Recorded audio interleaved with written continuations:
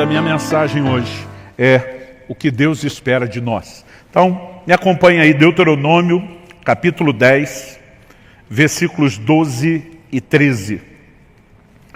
Eu vou ler esse texto inicial na NVI, a Nova Versão Internacional, que diz assim: Agora, ó Israel, que é que o Senhor, o seu Deus, lhe pede, senão que tema o Senhor, seu Deus, que ande em todos os seus caminhos, que o ame e que sirva o Senhor, o seu Deus, de todo o seu coração e de toda a sua alma, e que obedeça aos mandamentos e aos decretos do Senhor, que hoje lhe dou para o seu próprio bem.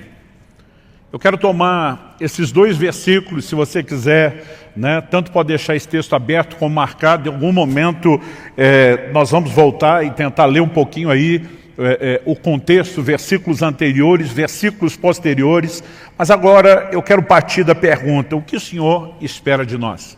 A versão atualizada de Almeida, Nova Almeida atualizada, usa a pergunta: o que é que o Senhor requer de ti? No entanto, a expressão usada no original, esse requer, conota um pouquinho mais do aspecto de exigência, mas a palavra usada no original hebraico fala de pedir. Deus pede.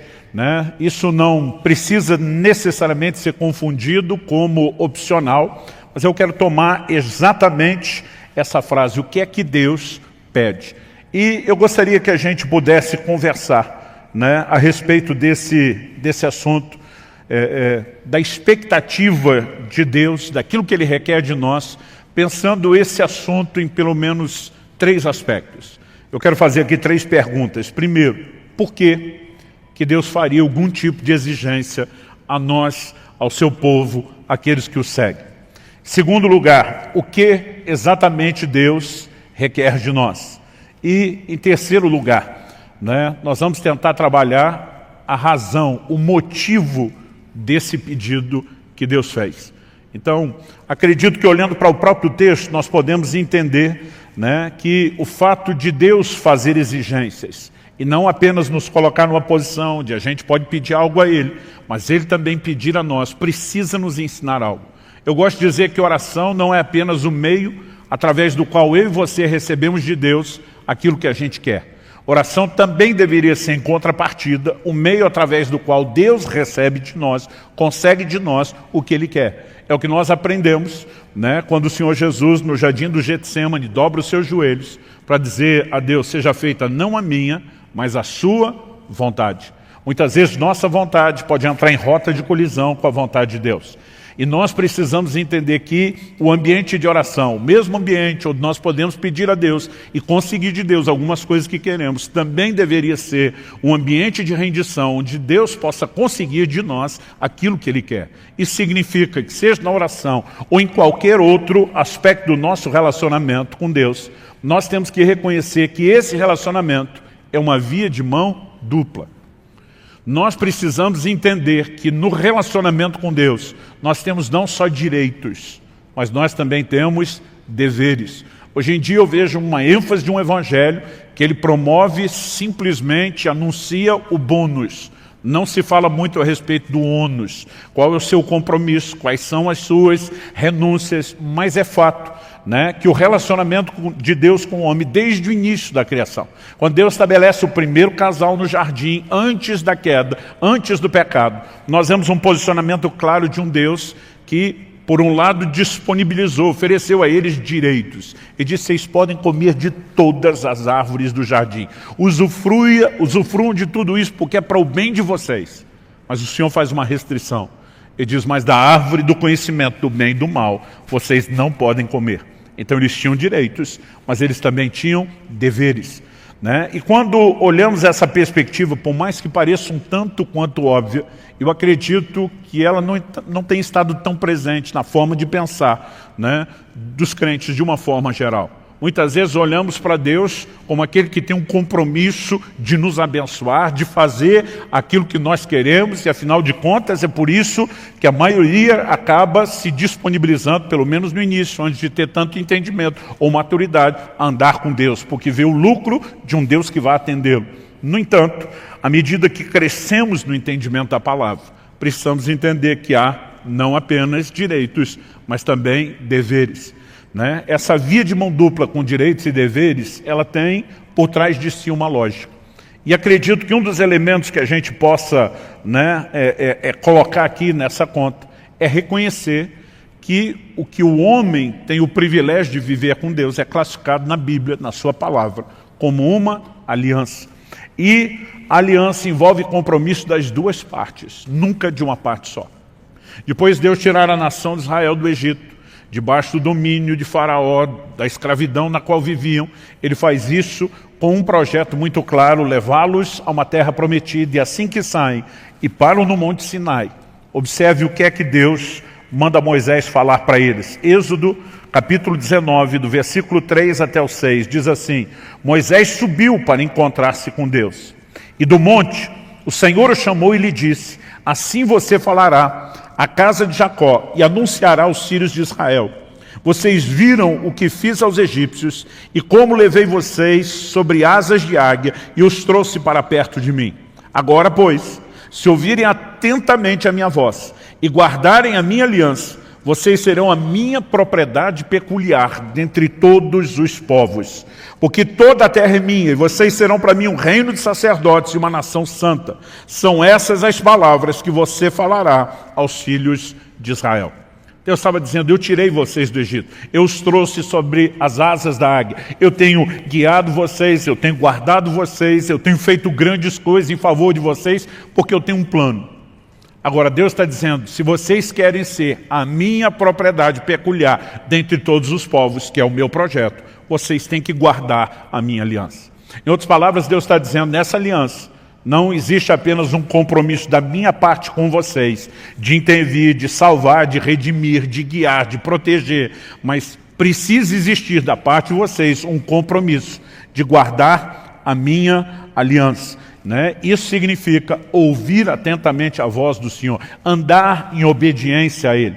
Então, nós vamos percebendo esse desenho. E, obviamente, quando a gente fala de uma via de mão dupla, de direitos e deveres, né, de compromisso das duas partes, embora a gente entenda uma parte desse aspecto do relacionamento que envolve o compromisso das duas partes, eu acredito que a gente pode não só não enxergá-lo de forma completa, como enxergá-lo de uma forma, né, deficiente, incompleta. Nós precisamos entender que nesse relacionamento, Deus tem o direito de pedir e de exigir algo, não só porque além de direitos tem deveres, não só porque além de bônus tem ônus, não só porque a aliança requer o compromisso das duas partes, mas aquilo que deveria ser entendido como óbvio. Nessa relação, Deus é o Senhor e nós somos seus servos. Embora haja compromisso das duas partes, não significa que nós estamos na mesma posição, né, naquele lugar de direitos iguais. Ele é Senhor. E senhorio implica no quê? Basicamente, em obediência, em submissão, em rendição. É por isso que em Lucas, no capítulo 6, no versículo 46, o Senhor Jesus diz: por que é que vocês me chamam Senhor, Senhor, e não fazem aquilo que eu mando? Ele está dizendo: é incoerente me chamar de Senhor. A palavra Senhor, a gente tem repetido isso aqui, era usada por um escravo quando ele se dirigia ao seu amo. Né? A palavra Senhor significa dono, possuidor. Aquele escravo não tinha vontade própria, ele vivia para fazer a vontade do seu Senhor. Agora Jesus está dizendo: como é que vocês me chamam de Senhor, mas em vez de fazer a minha vontade, em vez de fazer o que eu mando, vocês decidem andar na sua própria vontade, fazendo apenas aquilo que vocês querem. Então, quando nós começamos a pensar esse desenho, acredito que isso nos ajuda a entender melhor o que é o relacionamento com Deus. Não estamos atrás de uma única intervenção de Deus ou outra, não estamos apenas atrás do favor do Senhor e do que Ele pode fazer de nós. Nós queremos o relacionamento, o pacote completo. Nós queremos interagir com Ele exatamente da forma como Ele espera de nós. Você pode dizer amém? Então, precisamos entender, pressupõe-se que Ele tem todo o direito de externar esse tipo de expectativa em relação a cada um de nós.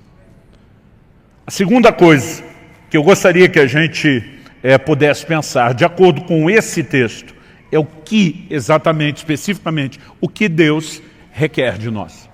Então, nessa pergunta que Deus, através de Moisés, faz à nação de Israel, e agora, ó Israel, o que é que o Senhor, seu Deus, lhe pede? Senão que tema o Senhor. Em primeiro lugar, ele destaca aqui temer a Deus. Você pode repetir isso comigo? Diga, temer a Deus. Mais uma vez, com gosto e vontade. Vamos tentar, planeja, junta força aí dentro de você, né? E diz comigo, temer a Deus. Ótimo. A segunda coisa, ele diz assim, que ande em todos os seus caminhos. Segundo lugar, diga comigo, andar em seus caminhos. E depois ele diz, e que ame e sirva o Senhor, seu Deus, de todo o seu coração e de toda a sua alma. Terceiro lugar, diga, amar e servir com intensidade. Então podemos repetir as três, diga, temer a Deus, andar nos seus caminhos, amar e servir com intensidade. Mas pastor, tem 4, porque o texto diz aqui, que obedeça aos seus mandamentos. Eu quero te mostrar, depois de falar dessas primeiras 3 coisas, que a 4ª é apenas um resumo, um arremate final. Por quê? Temer a Deus é mandamento a ser guardado. Andar nos seus caminhos é mandamento a ser guardado. Amar e servir o Senhor de todo o coração é mandamento a ser guardado. Então, acredito que quando ele encerra falando sobre guardar os mandamentos, ele não está necessariamente falando de um 4º aspecto, né? Mas ele está arrematando a ideia de que a nossa relação com Deus se resume na obediência que nós devemos a Ele. Mas vamos falar em primeiro lugar do temor a Deus, né? Eu tenho percebido que muitas pessoas têm tratado do assunto do temor a Deus de uma forma muito equivocada. Hoje em dia, muita gente tem falado a respeito da graça de Deus. A graça de Deus não é um assunto novo. Ela é anunciada desde o início da história da igreja, desde o início do Evangelho. No entanto, a graça não apenas ela foi ensinada e proclamada dentro dos fundamentos bíblicos, ela também tem sido, ao longo do tempo, distorcida.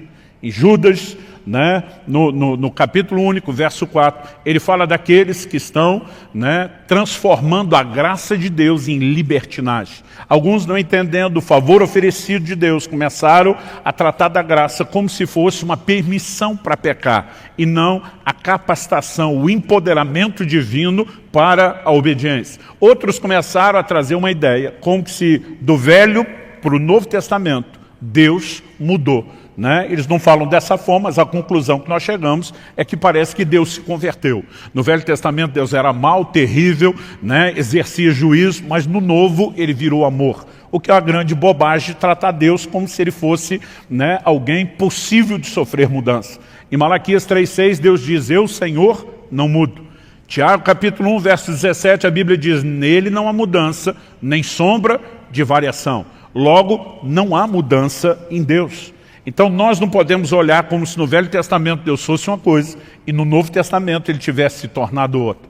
Logo no 2º século da era cristã, né, houve um camarada que trouxe muitas distorções, muitas heresias, chamado Marcião. E a gente brinca que até hoje existem os marcionitas, são aqueles, né, que acabam replicando o ensino dele, conhecendo ou não. Ele dizia que o Deus do Velho Testamento era um e o do Novo Testamento era outro. Né? No Novo Testamento ele não aceitava nem os evangelhos e o ensino de Jesus. Era só Paulo que tinha a revelação. E alguns parecem estar agindo assim. Eu tenho visto gente dizer, temor é coisa do Velho Testamento. E eu digo para alguns, eu acho que você não andou lendo o Novo Testamento. Né? Embora nós estamos partindo de um texto do Antigo Testamento falando sobre temer a Deus, Atos 9:31 diz, assim a igreja tinha paz por toda a Judéia, Galiléia e Samaria, edificando-se e caminhando no temor do Senhor, e no consolo do Espírito Santo crescia em número. No mesmo ambiente onde havia temor de Deus, havia consolo do Espírito Santo. Nós precisamos entender que não são coisas excludentes, são coisas que se complementam. Paulo escreve aos Efésios e diz que nós devemos sujeitarmos uns aos outros no temor de Cristo. Então o Novo Testamento fala de temor, temor estando na igreja, devendo estar na vida do cristão. Agora, essa palavra, a maior parte das vezes traduzida como temor no Novo Testamento, no original grego, ou é a palavra phobeu, ou a sua raiz, né, phobos. A gente conhece o termo fobia, que procede de lá, que significa medo. Né? A tradução dessa palavra, que muitas vezes aparece como temor, ela sugere tanto medo e receio, como também tem a conotação de respeito e reverência. Agora, eu olho para algumas pessoas e percebo que elas dão um ênfase na palavra, como se eu e você tivéssemos que viver aterrorizados em relação a Deus. Outros parece tentar eliminar isso completamente, quase como se o respeito e a reverência não tivesse nenhuma ponta, nenhum aspecto de temor. E na verdade essas coisas meio que se misturam. Mas nós precisamos entender a necessidade de um equilíbrio, mesmo no uso dessa palavra. Por exemplo, em Efésios, no capítulo 5, o apóstolo Paulo começa a falar da relação entre o marido e a esposa e um paralelo da relação com Cristo e a igreja, a noiva, né, com quem ele vai se casar. E a Bíblia diz que o marido deve amar a esposa como Cristo amou a igreja, mas que a esposa deve submeter-se ao seu marido como a igreja deve submissão a Cristo. Mas no final, no versículo 33, final do capítulo e do arremate dessa ideia, o apóstolo Paulo diz assim, que a esposa respeite o seu marido. Efésios 5:33. A palavra traduzida ali, né, é phobeu, que a esposa tema o seu marido.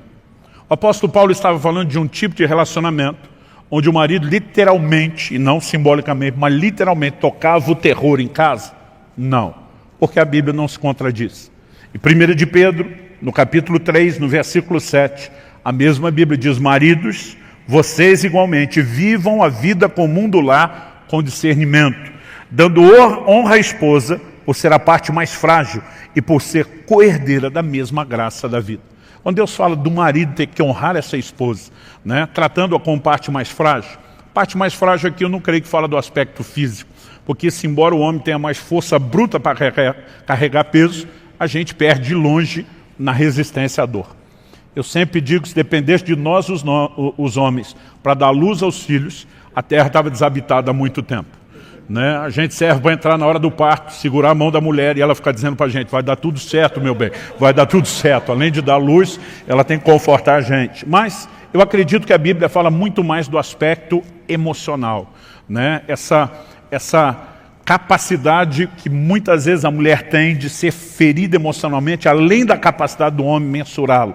Eu acredito que isso não é Deus tentando diminuí-la. Eu lembro que antes de casar, um dia Kelly olhou para mim, falou, a gente estava conversando algumas coisas sobre o nosso futuro, após o casamento, ela olhou para mim e falou assim, pensa num vasinho daqueles de porcelana chinesa, daqueles bem fininhos que não pode nem apertar. Eu falei, pensei, ela disse, sou eu, é o que você está levando para casa. Né? E de vez em quando, né, se o meu comportamento começasse a ficar meio, né, viril demais, ela dizia, ó o vasinho de porcelana. Né? E o duro que eu tinha que acatar aquilo ainda pelo prisma da Bíblia. Né? Eu preciso honrar essa mulher. Então, como que Deus manda o marido tratar a mulher com tanta honra e distinção, mas manda ela ter medo? Nós precisamos entender que aqui é um equilíbrio de reverência, de respeito. Não que a pessoa do homem seja distinta, né? Não que ele, como pessoa, tenha mais valor, mas que dentro da funcionalidade do lar, o seu lugar de autoridade requer isso. Então nós precisamos entender que há um equilíbrio. A palavra temor, ela nunca vai excluir totalmente essa questão do medo, mas ela não pode estar centrada só nela. Deve ser uma combinação entre um e outro. Pastor, o senhor está dizendo que a gente precisa ter medo da pessoa de Deus, né? Não é a pessoa, é a maneira como nos relacionamos com a pessoa. A mesma Bíblia que apresenta esse Deus, né, como amor, também apresenta esse Deus como justo. Nenhum atributo de Deus vai excluir o outro. E muitas vezes a ênfase de alguns desses pregadores da graça é porque Deus é amor, ele não julga. Ele é tanto uma coisa quanto outra. Né? Em Romanos, por exemplo, no capítulo 13, no versículo 3, o apóstolo Paulo diz assim, porque os magistrados não são para temor quando se faz o bem, e sim quando se faz o mal. Você quer viver sem medo da autoridade? Faça o bem e você terá louvor dela. Basicamente, Paulo está dizendo que não precisa temer a autoridade, ele disse, se você se conduzir de forma correta, não precisa temê-la. Agora, se estiver fazendo errado, deve temer. Aonde está a ênfase do aspecto do medo? Se eu desobedecê-lo, as consequências de um Deus que é justo serão inevitáveis. Isso não significa que eu preciso ter medo de que ele queira o mal. Esse é o mesmo Deus que desde a antiga aliança já dizia, eu é que sei os pensamentos que eu tenho acerca de vós, são planos de bem e não de mal, para vos dar um futuro e uma esperança. No entanto, esse mesmo Deus é chamado muitas vezes de um Deus terrível, né? Porque a consciência do quão correto e justo ela deve encher o nosso coração de temor, pelo fato de que quando desrespeitamos os seus mandamentos, as consequências, elas virão. Vou falar sobre esse assunto de consequência daqui a pouco. Vamos voltar aqui para a ideia do temor. Eu acredito que devemos temer as consequências de não obedecer a Deus e não ter medo da sua pessoa. Mas a reverência que temos para com Ele é que esse Deus que é amor, que é a fonte de toda bondade, de toda misericórdia, Ele também é um Deus justo. O temor é parte daquilo que Deus espera de nós. Em Provérbios, no capítulo 9, no versículo 10, a Bíblia diz que o temor do Senhor é o princípio da sabedoria, né? Isso nos ajuda a nos conduzir de forma correta. Em segundo lugar, vamos falar aqui a respeito de andar em seus caminhos. O que significa isso? Essa ideia de caminho pressupõe um trilho pré-estabelecido. É o caminho de Deus, definido por Ele. Muitas vezes a palavra de Deus vai se referir, né, a pessoas que erraram, a pessoas que pecaram, falando de gente que escolheu o seu próprio caminho. Isaías 65, 2, por exemplo, diz isso. Todo dia estende as mãos a um povo rebelde, que anda por um caminho que não é bom, seguindo seus próprios pensamentos. Né? Quando Deus fala dos próprios pensamentos, Ele está dizendo, eles escolheram o seu próprio caminho, e esse caminho não é bom. Em outras palavras, Deus está dizendo que o homem rebelde escolheu o seu próprio trilho. No entanto, ao longo de toda a Escritura, Deus vai enfatizando essa questão do caminho. Gênesis 18, 19, Deus fala a respeito de Abraão, o pai da fé, e diz, porque eu o escolhi, a fim de que ele ordene aos seus filhos, e aos filhos depois deles, né, que guardem o caminho do Senhor, que pratiquem a justiça e o juízo, para que o Senhor faça vir sobre Abraão o que tem falado a seu respeito. Quando entendemos que Deus estabeleceu um padrão, aliás, a gente precisa entender que desde a antiga aliança, o Velho Testamento, aquilo que se manifestaria em Cristo já recebia esse tipo de adjetivo como uma referência ao caminho, não só a alegoria, mas até o adjetivo. Isaías, que é considerado o mais messiânico de todos os profetas do Antigo Testamento, que mais falou a respeito da vinda e da obra de Cristo, ele diz no capítulo 35, no versículo 8, e ali haverá uma estrada, um caminho que será chamado de caminho santo. Os impuros não passarão por ele, pois será somente para o povo de Deus. Quem passar por esse caminho, mesmo seja um tolo, outra versão diz um louco, não se perderá. Isaías 30, 21, e quando vocês se desviarem para a direita ou para a esquerda, ouvirão atrás de vocês uma palavra dizendo, este é o caminho, andem nele. Quando a gente chega à Nova Aliança, essa terminologia começa a ser empregada pelo próprio Cristo. João 14, 6, ele diz, eu sou o caminho, a verdade e a vida. Cristo se apresentou como caminho. O que hoje nós chamamos de cristianismo, uma referência à expressão coletiva da nossa fé, no início era chamado de o caminho. Deixa eu só mencionar alguns textos para você. Em Atos 16, 7, quando Paulo e Silas estão pregando em Filipos, uma mulher se dirige a eles dizendo, esses homens são servos do Deus Altíssimo e anunciam a vocês o caminho da salvação. Essa expressão ela é largamente usada, né, e empregada no livro de Atos. Em Atos 18, 25, quando a Bíblia fala a respeito de Apolo, um pregador, diz que ele era instruído no caminho do Senhor. Então, essa expressão ela vai sendo usada várias vezes e também a simbologia que se aplica a ela.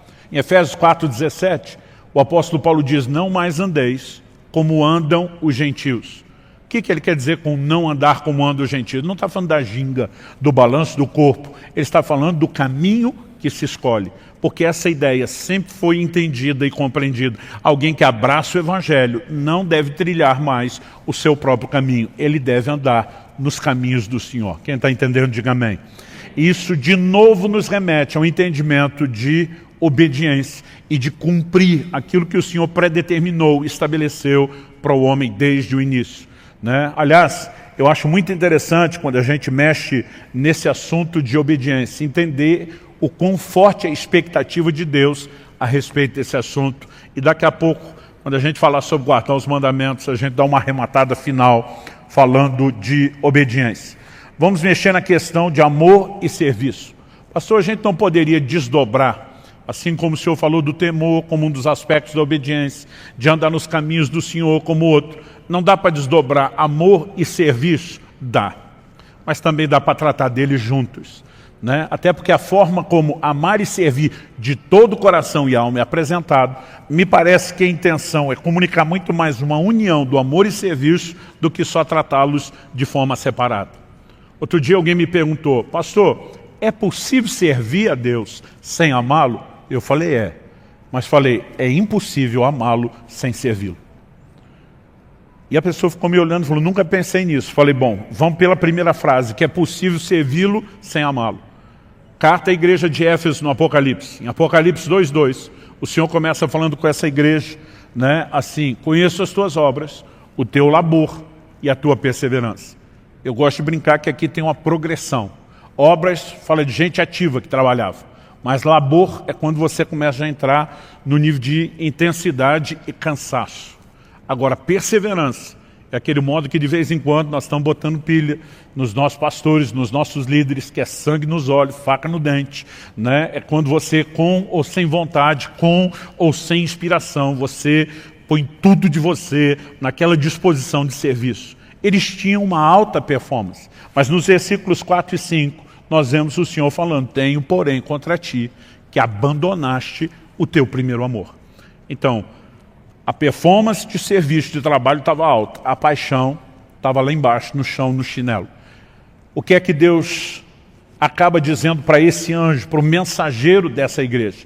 Ele disse, se você não se arrepender, eu vou tirar o seu candeeiro. O que significa o candeeiro?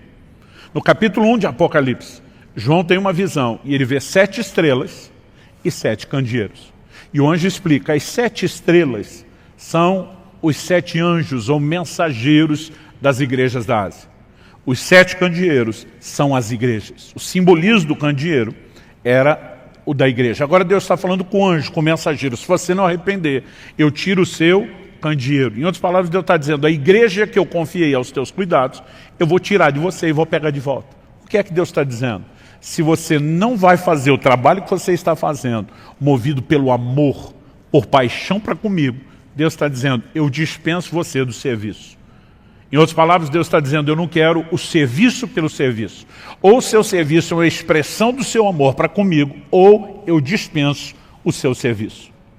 Por outro lado, em João 21, dos versículos 15 a 17, onde Jesus pergunta por 3 vezes ao apóstolo Pedro, tu me amas?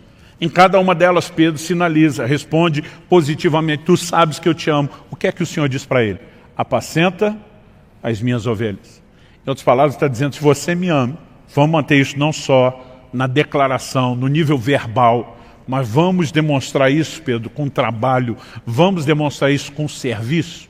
Então me parece que o critério de entrada para quem vai servir no ministério, trabalhar para Jesus, é que tem que amar. E a exigência para a saída é se faltar amor. Portanto, nós não podemos mera e simplesmente olhar para isso e dizer os assuntos estão desconectados. Mas embora seja possível servir sem amar, é impossível amar sem servir. O serviço deveria ser uma expressão do nosso amor. Quem está entendendo, diga amém. Mas pastor, eu não tenho a obrigação de trabalhar? Tem. Mas não deveria trabalhar só com senso de obrigação. Deveria fazer isso com senso de prazer. Então vamos falar da obrigação sendo cumprida com senso de prazer? Há poucos meses atrás, Kelly e eu completamos 25 anos de casado. E tem uma ordem divina que rege o meu casamento, né? A minha responsabilidade, o meu papel como marido. A Bíblia diz, maridos, amai as vossas mulheres. É um imperativo, é uma ordem. Deus não está dando uma sugestão, não é um hashtag fica a dica. Deus não está dizendo, ó, se um dia desse você estiver de bom humor, se a coisa estiver fácil, se tua mulher não estiver dando trabalho, se você puder amá-la, beleza, fico te devendo uma. É uma ordem. E se é uma ordem, nós precisamos entendê-la como tal. O que significa a disposição de amar não é mero sentimento espontâneo, é uma decisão. Então, eu sou obrigado a amar minha mulher. Eu não tenho opção. E não olhe para mim, vocês os maridos, como se fosse só eu obrigado, que vocês também são. Vocês solteiros que estão orando para casar, estão orando para entrar dentro da mesma obrigação. Agora é uma obrigação, nenhum de nós vai discutir isso, certo?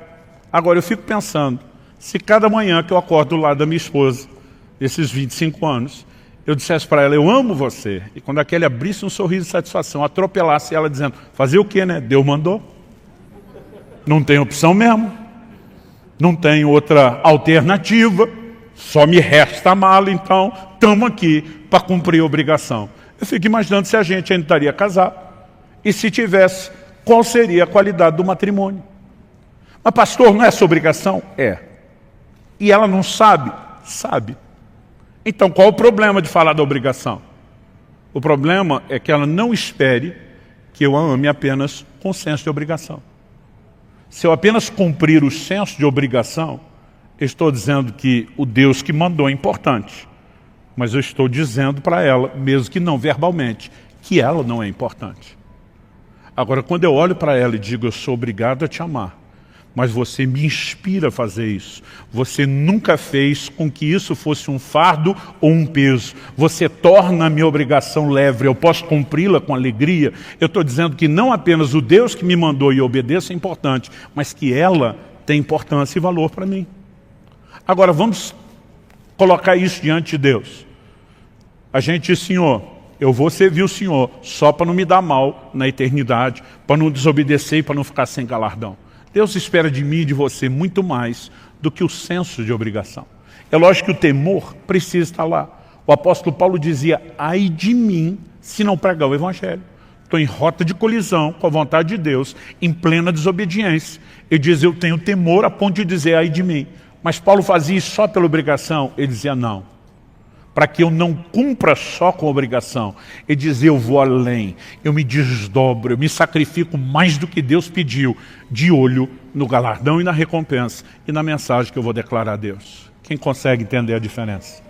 Nós precisamos ser um povo, né, que entenda a importância de servir ao Senhor, mas que faça isso não só por causa de cobrança, não só por causa de pressão, e nem só por causa de anseios pessoais. Porque muitas vezes nós queremos fazer coisas que Deus não pediu e não queremos fazer coisas que Ele pediu. Então, muitas vezes, né, para que a gente se conecte ao lugar correto de serviço, nós vamos ter que dizer, por amor ao Senhor, eu vou abrir mão daquilo que eu queria e vou fazer aquilo que o Senhor quer. Agora, tanto uma coisa como outra, seja tratado de forma separada, o amor e serviço, ou de forma conjunta, é apresentada como algo que a gente precisa fazer de todo o coração. Eu acredito que é nessa expressão que fica muito claro e evidente que Deus espera de mim e de você, mais do que o senso de obrigação, mas o senso de prazer, de dedicação total e plena a Ele. Isso significa que nós temos que dar o melhor de nós nessa relação, tanto de amor como de serviço. Você pode dizer amém?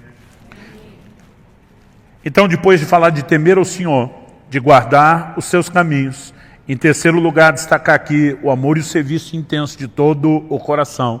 Nós vemos Deus arrematando o assunto, falando sobre guardar os seus mandamentos. Como eu disse antes, guardar os mandamentos não é um quarto aspecto. Na verdade, é aquilo que resume todos os outros aspectos. Ah, pastor, o senhor esqueceu de dizer que Deus requer de nós santidade. Afinal de contas, em Efésios 1:4, a Bíblia diz que Ele nos elegeu nele, antes da fundação do mundo, para sermos santos e irrepreensíveis. Não, está dentro do pacote. Isso é andar nos seus caminhos. Ah, pastor, o senhor esqueceu falar da adoração e da devoção. Pode botar isso no pacote do amor, né?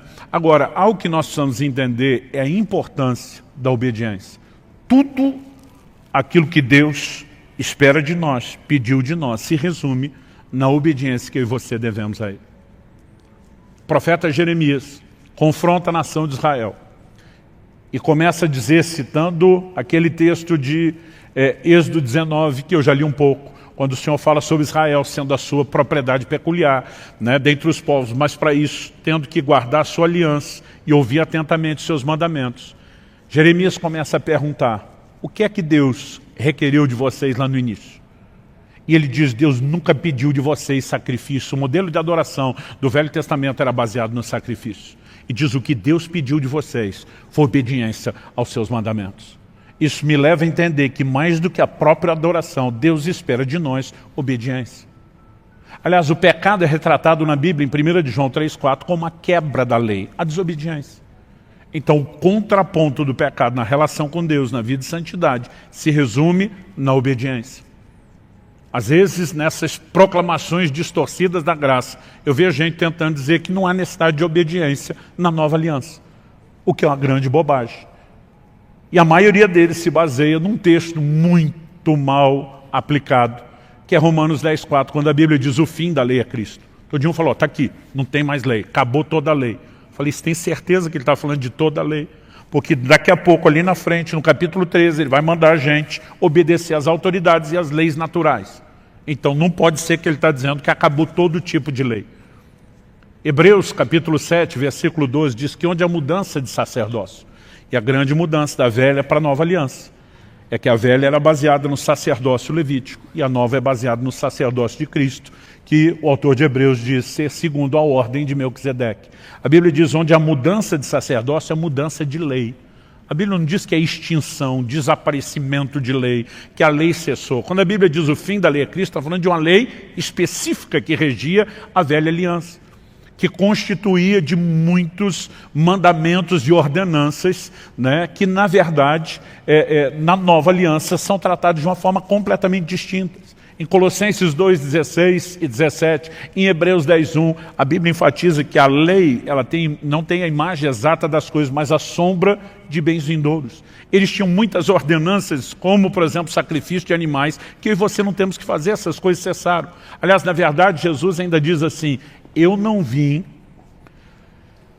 extinguir a lei, eu não vim suprimir a lei. Ele diz, eu vim cumprir. Porque a lei, além de ter um caráter temporário, tinha um caráter profético, ela apontava para Cristo. Jesus diz para os judeus, seus dias, examinais as Escrituras, e são elas que testificam de mim, tudo converge na pessoa de Jesus, e muita dessa simbologia se cumpre no sacrifício de Cristo. Agora, isso não significa que não haja mandamentos. Jesus diz, um novo mandamento vos dou. Novo pressupõe essa mudança de lei, mas que também agora há mandamentos a serem obedecidos. Aliás, em Mateus, no capítulo 28, no que nós chamamos de a grande comissão, nos versículos 19 e 20, a Bíblia diz assim, portanto vão e façam discípulos de todas as nações, batizando-os em nome do Pai, do Filho e do Espírito Santo, ensinando-os a guardar todas as coisas que tenho ordenado a vocês. E eis que estou com vocês todos os dias, até o fim dos tempos. Ou como diz uma versão mais clássica, até a consumação dos séculos. O Senhor Jesus estava dizendo o quê? Vocês vão fazer discípulos das nações. Significa os não-judeus, os gentios. E é importante observar isso. Porque eu vejo muita gente hoje em dia, em nome de um discurso da graça, dizendo, né, que Jesus, né, veio para ensinar os judeus, como se aquilo que ele ensinou não se aplicasse a nós. Como se a revelação da nova aliança partisse apenas das epístolas dadas por meio dos apóstolos. O livro de Hebreus nos fala que a salvação foi inicialmente anunciada por Nosso Senhor e continuada pelos apóstolos. Quem começou a proclamar o Evangelho foi o próprio Cristo, e eles deram continuidade. Trouxeram mais informações, claro. Jesus não tinha ainda nem morrido, o que dizer ressuscitado. Ele diz, eu tenho muito que vos dizer, mas vocês não têm estrutura para suportar. A revelação seria progressiva, mas o Evangelho não mudou. E quando Jesus diz, vão e anunciem aos gentios, ele está dizendo, não limitem aquilo que eu ensinei somente aos judeus que me ouviram. Jesus nunca veio tentar deixar o judeu da velha aliança, né, um judeu melhor, fazendo com que ele apenas cumprisse a lei. O tempo todo ele dizia, ouviste o que foi dito aos antigos, que era a lei de Moisés. Ele dizia, eu porém vos digo, mostrando que ele trouxe mandamentos. O Novo Testamento fala da lei de Cristo, fala dos seus mandamentos, e nós devemos a ele obediência. A obediência já foi requerida no Éden, antes de ter lei de Moisés. A obediência foi requerida durante a lei de Moisés. A obediência continua sendo requerida na nova aliança. A obediência é o cerne do nosso relacionamento com Deus. Quem está entendendo, diga amém. Então, temer a Deus envolve a decisão de ser consequente, não brincando com os seus mandamentos e nem com as consequências ruins de não obedecê-los. Por exemplo, o Novo Testamento nos adverte, em Hebreus 12, 16, dizendo, cuidem para que não haja nenhum impuro ou profano como foi Esaú, o qual por um prato de comida vendeu o seu direito de primogenitura. Quando a Bíblia está dizendo, cuide para que não haja nenhum no meio de vocês como Esaú, está dizendo que esse comportamento pode ser repetido. Pode ser repetido nos nossos dias, pode ser repetido por um de nós. E que tipo de comportamento foi esse? O de um inconsequente. Alguém que por um prazer momentâneo não considera o valor e a continuidade, a permanência daquilo que Deus oferece. Agora, está falando de alguém, né, que não consegue avaliar os valores do que é espiritual, o que é natural, né, e nem as consequências de tomar esse tipo de decisão. Temor a Deus, eu creio que ele envolve a decisão de ser consequente. É não apenas fugir da punição, é fugir de ferir o coração de Deus. Quando a mulher de Potifar está dando em cima de José, José não diz para ela, olha, infelizmente a senhora não faz meu tipo. Né? Ele olha para ela e diz, como cometeria eu tamanha maldade contra Deus? José estava admitindo, a coisa pode ser interessante aqui, no nível de um desejo carnal, mas seria uma violência ao coração do meu Senhor, aos seus valores, aos seus mandamentos. E José olha para ela e diz, estou fora, e despacha a dona. Então nós precisamos entender que o temor a Deus nos leva a viver nesse lugar de consequência. Andar aos caminhos aponta para essa sujeição a quem sabe o que é melhor para nós. Nós precisamos olhar para Deus dessa forma. Eu lembro quando eu era criança e meus pais estabeleciam determinadas, né, proibições, a sensação que eu tinha era de o quanto eles eram injustos e queriam cortar o meu barato. Mas quando você amadurece, se cumpre aquela profecia paterna, um dia você vai me entender. Você enxerga as coisas sob outra perspectiva. Você acha que alguma vez, quando meus filhos eram crianças, eu deixava eles brincar com faca, com vidro, com qualquer coisa que pudesse machucar? Claro que não. Agora, você acha que no momento eles me entendiam e eu nem esperava que entendessem. Mas eu sabia que um dia eles compreenderiam que toda restrição que foi estabelecida por amor. O relacionamento com Deus precisa ser baseado na fé de um Deus que está acima de qualquer suspeita. Por favor, diga amém. Nós costumamos dizer que o primeiro pecado lá no Éden foi a desobediência. Mas vou concordar com as palavras do meu amigo pastor Marcelo Jamal, que diz que o primeiro pecado foi a incredulidade. Porque o que levou o homem a desobedecer a Deus foi colocar em xeque o que Deus falou. A serpente, a chamada em Apocalipse antiga serpente como sendo o diabo e Satanás, traz um questionamento ao coração de Eva dizendo o seguinte, não, é que Deus sabe que no dia que você comer da árvore do conhecimento do bem e do mal, vocês vão ser como ele. O que Satanás estava insinuando? Deus não quer o melhor para você. Deus está limitando você. Deus está roubando de você não apenas prazeres, como, né, privilégios, benefícios. E colocar em xeque a intenção de Deus é que leva o homem à decisão de então não respeitar aquilo que ele estabeleceu. O Novo Testamento nos mostra uma preocupação de Paulo dizendo, eu temo que vocês possam se comportar da mesma forma como Eva diante da serpente, colocando em xeque aquilo que Deus falou. Agora, quando nós entendemos que Deus de fato quer o nosso melhor, nós conseguimos andar nos seus caminhos, não só com o senso de obrigação, mas com a confiança e o descanso de que aquele que determinou para nós limites, sabe exatamente por que fez isso. E com certeza, no final das contas, e esse é o último ponto que nós vamos explorar aqui, ele está interessado no nosso melhor. E por último, quando falamos sobre amar e servir a Deus, né, lembrar que isso são obrigações a serem cumpridas com senso de prazer. Mas eu quero terminar aqui com uma última pergunta. Qual a razão desse pedido que Deus nos fez? Quando ele diz à nação de Israel, o que é que o Senhor pede de vocês?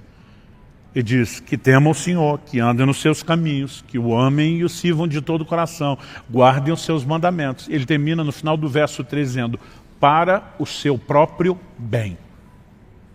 Em outras palavras, ele sinaliza, isso não é algo que vai beneficiar a Deus.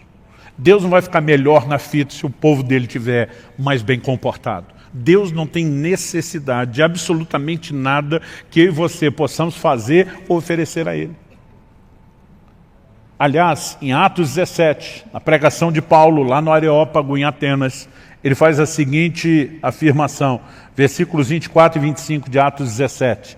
O Deus que fez o mundo e tudo o que nele existe, sendo ele Senhor do céu e da terra, não habita em santuários feitos por mãos humanas, nem é servido por mãos humanas, como se precisasse de alguma coisa.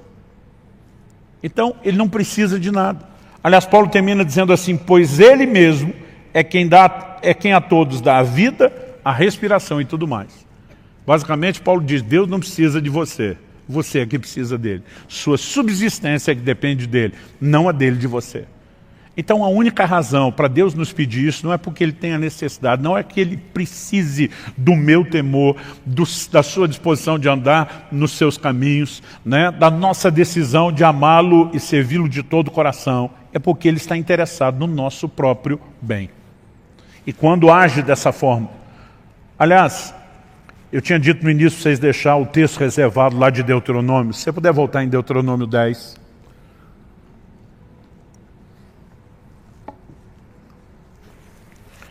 Eu gostaria que a gente pudesse avaliar o versículo 11. A gente leu o 12 e o 13.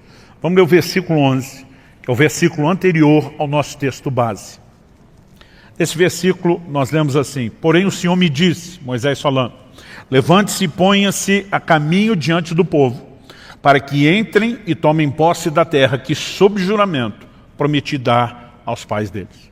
Deus tinha tirado a nação de Israel do Egito com qual propósito? Não era que eles ficassem perambulando no deserto. Deus queria levá-los a um lugar de abundância, a uma terra que manava leite e mel. E acredito que isso também aponta de forma figurada para aquilo que Deus deseja para mim e para você. Deus também não nos tirou do mundo e do pecado para que a gente ficasse perambulando num deserto de aridez espiritual.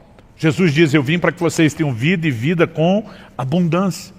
Efésios 1:3 diz, bendito seja o Deus e Pai de nosso Senhor e Salvador Jesus Cristo, o qual já nos abençoou com toda sorte de bênção nas regiões celestiais em Cristo Jesus.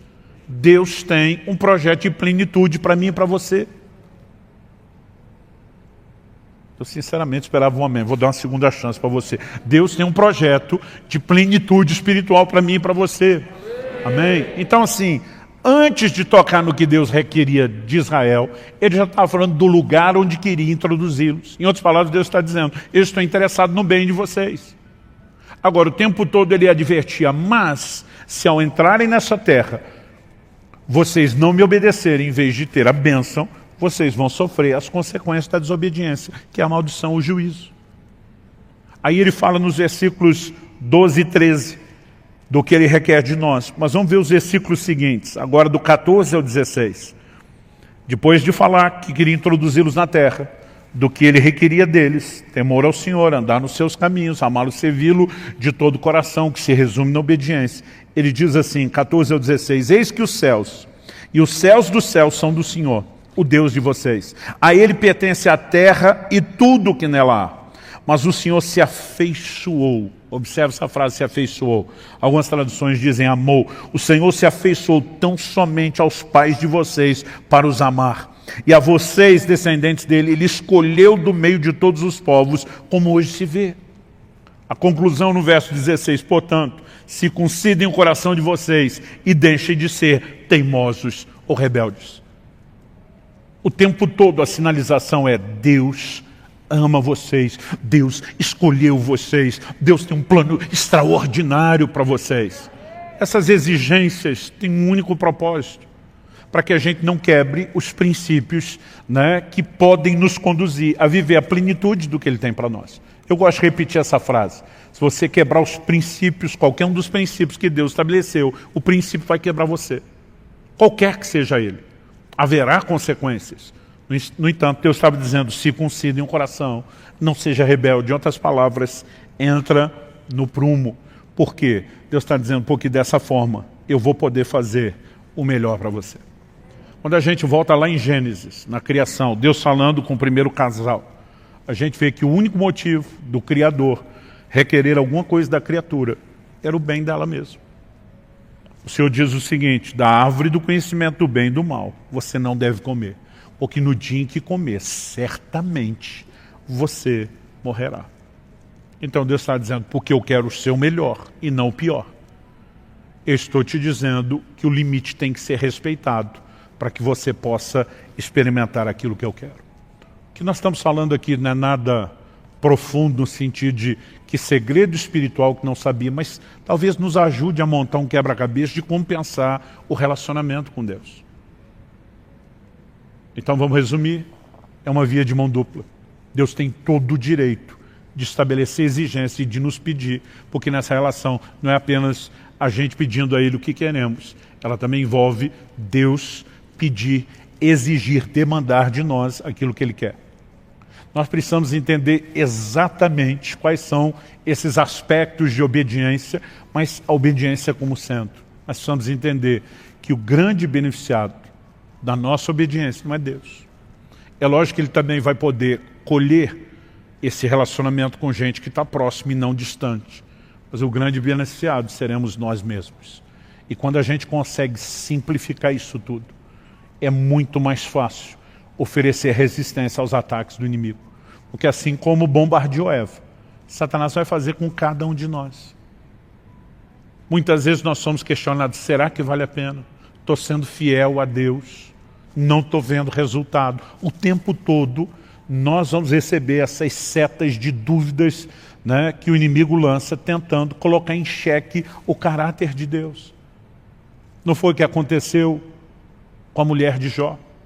Ela, quando vê as coisas irem de mal a pior, ela vira para o seu marido e diz, amaldiçoe seu Deus e morre. Ela está dizendo, se Deus não vai dar tudo que eu não quero saber dele. Jó olha para ela e diz, você fala como uma louca. Nós recebemos de Deus o bem, não vamos receber o mal. Apesar da Bíblia ser clara em dizer que o mal não procedia necessariamente do Senhor, Jó está olhando e dizendo, ele está no controle de todas as coisas. Ele não estava aceitando o mal como destino final, porque ele diz, eu sei que o meu Redentor vive e ele há de se levantar sobre a terra. Mas ele está dizendo, independente dessa circunstância mudar ou não, e não é só porque um dia vai mudar, ele está dizendo, eu não estou servindo a Deus apenas porque Ele dá aquilo que eu quero. Quando nós começamos a entender que Deus está acima de qualquer suspeita e mantemos esse nível de fé, o nosso coração acaba sendo guardado.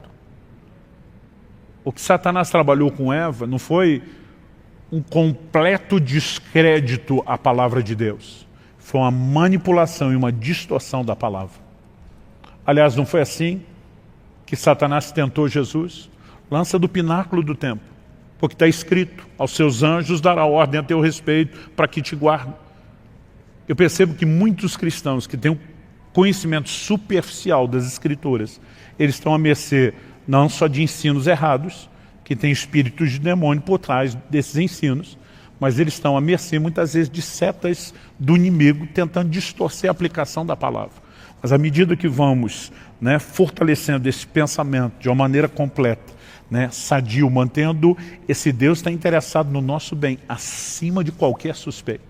Eu não entendo porque Ele ainda não fez. Eu não entendo porque Ele ainda não respondeu. Eu não entendo, mas uma coisa é certa. Ele está no controle e Ele não falha. Eu gosto de uma frase de Lutero, o grande reformador. Ele diz, não conheço os caminhos pelos quais Ele me conduz, mas conheço bem o meu guia. Então podemos confiar nele, independente de entender os caminhos escolhidos ou não. Quando entendemos que no final das contas é tudo para o nosso bem, eu creio que o nosso coração começa a se blindar contra essa provocação do inferno, a uma rebeldia ao controle e ao governo de Deus. Eu espero, como eu disse no início, isso não serve apenas para o ano de 2021. Os princípios bíblicos que abordamos aqui são atemporais. Mas nesse início de ano, logo nesses primeiros domingos, eu espero que você, em vez de apenas externar para Deus o que é que você espera dele, que você também, né, abra o seu coração para entender o que é que Ele espera de você. O que é que o Senhor requer de você. Que você o tema. Que você ande nos seus caminhos. Que você o ame e o sirva de todo o seu coração. Porque isso tudo se resume na obediência de um Deus que quer o seu melhor. Que estabeleceu um caminho de mão dupla, não porque Ele queria tirar mais do que dar, mas queria nos ensinar que o compromisso é das duas partes, sem que nunca a gente perdesse de vista o interesse dele em nós, o seu amor. Romanos 8,32 diz, se Deus não poupou nem mesmo ao seu próprio Filho. Antes o entregou por amor de nós.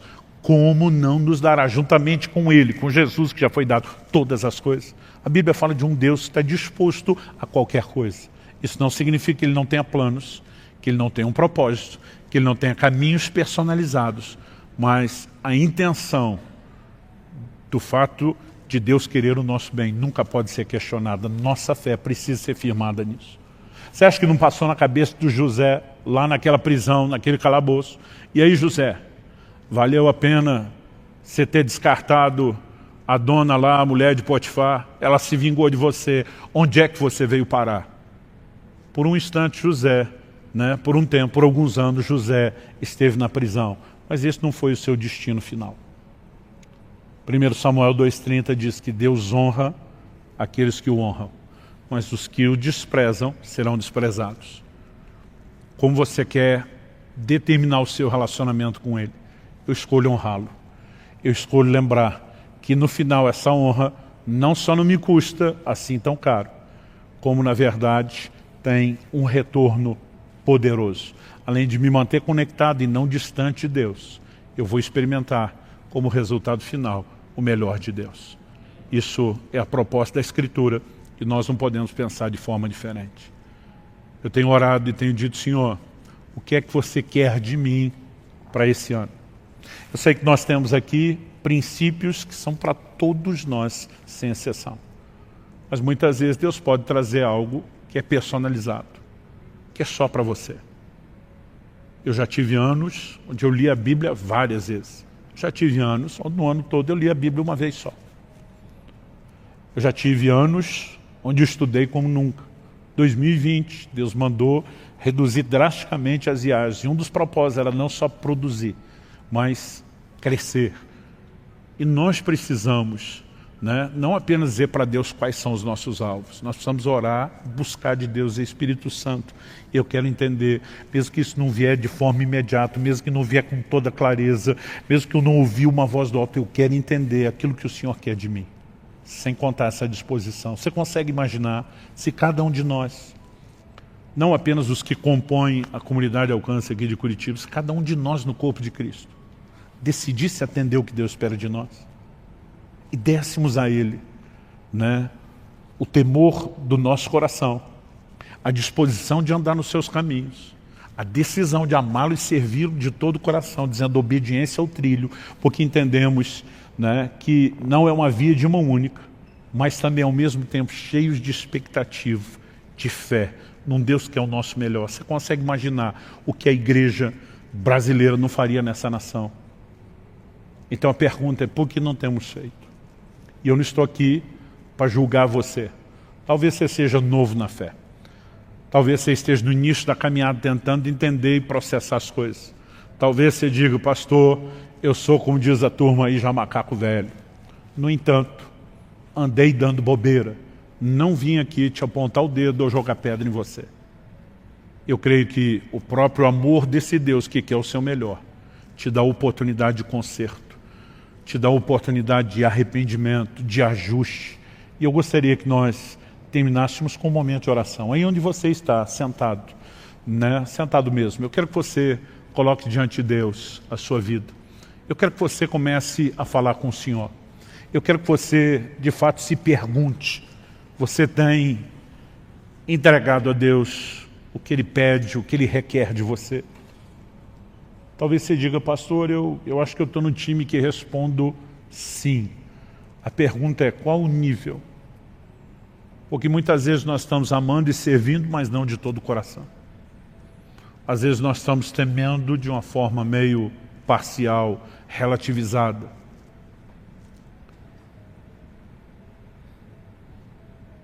Independente de onde você esteja, eu tenho certeza que as coisas podem se tornar ainda melhores do que já estão. Se está ruim, pode melhorar. Se está bom, pode ficar melhor ainda.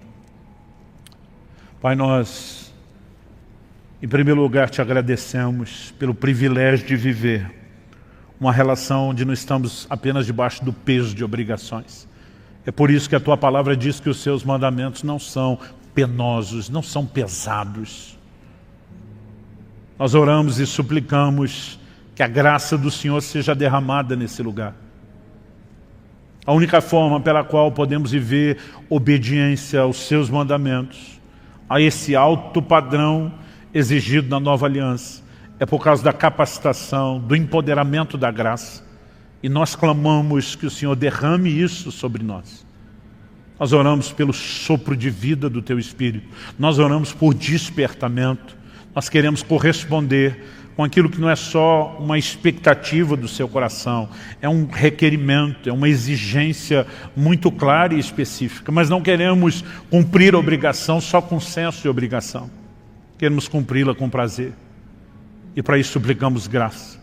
Eu oro por cada um dos meus irmãos e irmãs, não apenas os que estão aqui nesse auditório, agora, nesse momento, nos acompanhando presencialmente, mas cada um daqueles que nos acompanha pela internet.